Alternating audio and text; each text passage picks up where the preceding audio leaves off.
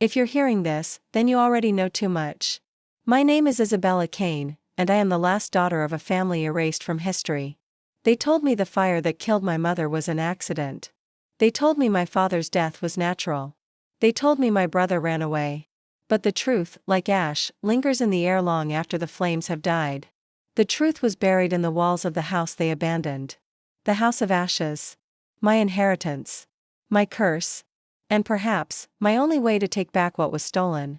I remember the day I returned as clearly as the burn marks on my hand. The letter had arrived with no return address, only a blackened iron key and a single line written in a hand I did not recognize: "You are the last heir. The house is yours now." That should have frightened me, but fear was already a language I spoke fluently. The Kane name had been whispered for decades, tied to tragedy, corruption, and secrets. To claim it meant more than walking into an old ruin. It meant reopening wounds I had never allowed to heal. But something about that key, it was too heavy, heavier than iron should be, as if weighted by the hands of those who came before me. The road to the estate wound through a forgotten part of the city. Weeds broke through cracked pavement, lamp-posts leaned drunkenly, and by the time I saw the outline of the house, the air itself felt colder. The house of ashes was more ruin than home. Its roof sagged, its windows stared empty and blind, its bricks blackened by the fire that had once devoured it. And yet, it stood. Stubborn. Waiting. I stood at the gate far longer than I should have, staring at the place that had killed my family, wondering if walking in was an act of courage or suicide. In the end, the key answered for me. It slid into the lock with an ease that betrayed years of disuse. And when the door creaked open, the silence inside rushed out like a held breath finally released. It was not the silence of emptiness. It was the silence of attention. I felt watched, though no eyes were visible. The walls smelled faintly of smoke, a ghost of the fire, and as I walked through the entry hall, every step I took seemed to echo louder than it should, as if the house was mimicking me, mocking me. The wallpaper was scorched, peeling like dead skin. A staircase sagged, half collapsed. And along the hallway, portraits of Kane ancestors hung in cracked frames.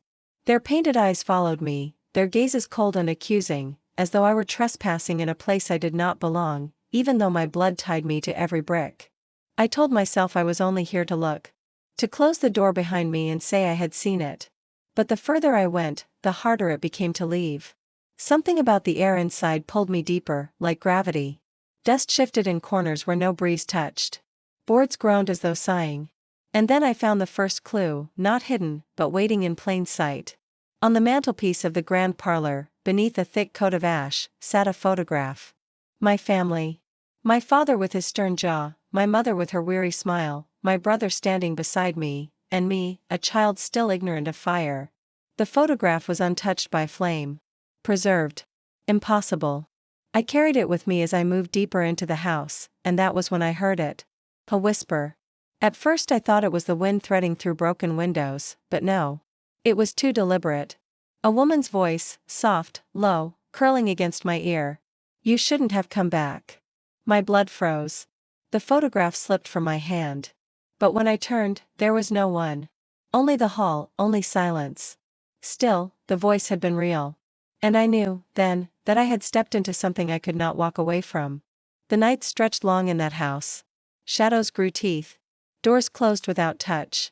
And in the quiet, I began to piece together what had been hidden from me. My father hadn't died of a heart attack, he had been silenced. My brother hadn't run away, he had been taken. And the fire that killed my mother had been no accident. The Kane family had built its fortune not on business, but on blackmail.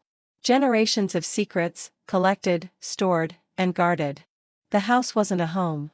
It was an archive of sins. And now it was mine. The deeper I searched, the more the house revealed. Behind the cracked walls, I found safes embedded in plaster. Under the floorboards, I uncovered journals sealed in wax. Each record was a confession of power, judges bribed, politicians bought, crimes buried under money and fear. My family had been keepers of silence, not victims of it. They had controlled the city from the shadows, holding reputations hostage. But someone had wanted it destroyed. Someone had burned the house, scattered the ashes, erased the name. Yet not everything had burned. Not everything had been lost. I should have destroyed what I found. Instead, I read every word. And with every secret I uncovered, the voice came back. Sometimes it warned me. Sometimes it laughed. Sometimes it wept. I began to wonder if the voice was my mother, lingering in the ashes, or if it was the house itself, speaking through me. Nights blurred into days. My reflection in the cracked mirrors grew hollow-eyed, consumed by obsession. And then, one evening, as rain hammered against the roof, I found the ledger. The final piece. It was hidden beneath a false step on the staircase.